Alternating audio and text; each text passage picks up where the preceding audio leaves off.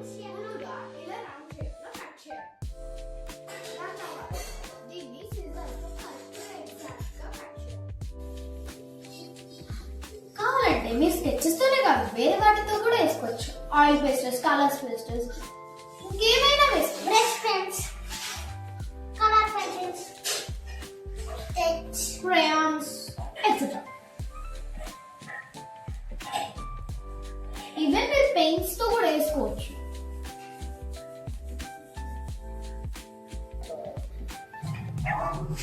ఇలా అయితే మేము డ్రాయింగ్ వేసుకోవచ్చు.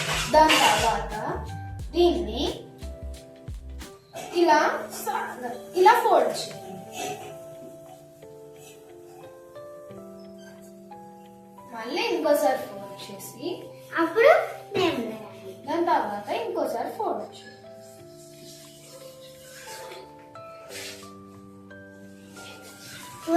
తీస్తూ బాగుండదు. ఇంకోసారి ఫోల్డ్ చేయాలి.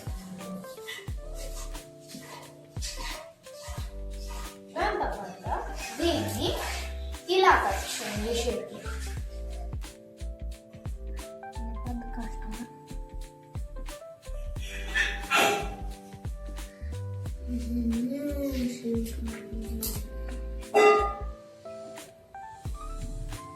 ఎప్పుడు స్టార్ట్ చేశాను ఇది?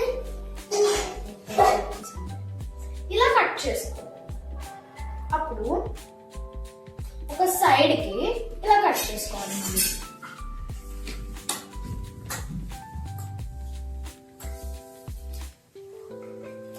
ఇదిగోండి ఇలా. దాని తర్వాత దీన్ని ఇలా ఫోల్డ్ చేయాలి. గమ్ పెట్టి ఇలా ఫోల్డ్ చేయాలి.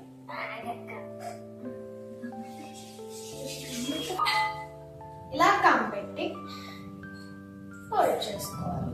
దాని తర్వాత ఒక టిష్యూ ఇచ్చి ఇయర్ బడ్ తీసుకొని ఒక సైడ్ ఇట్లా ఇది తీసేయండి.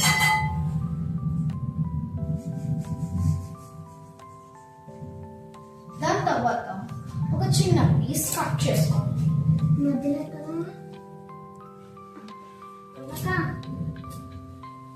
మధ్యలో కనబడవా?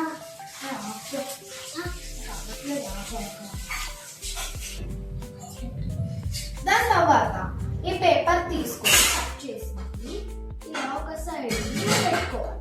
దాని తర్వాత ఈ ఇయర్ బడ్ తీసుకొని దాని చుట్టూరు పెట్టేయండి.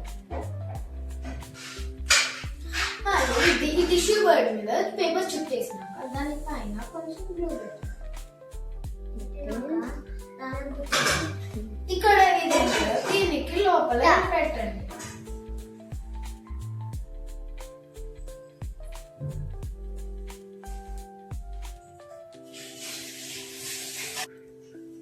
ఫైనల్ గా అయితే మనం చేసిన ఈజీ ఇంకా చిన్న అంబ్రెల్లా రెడీ.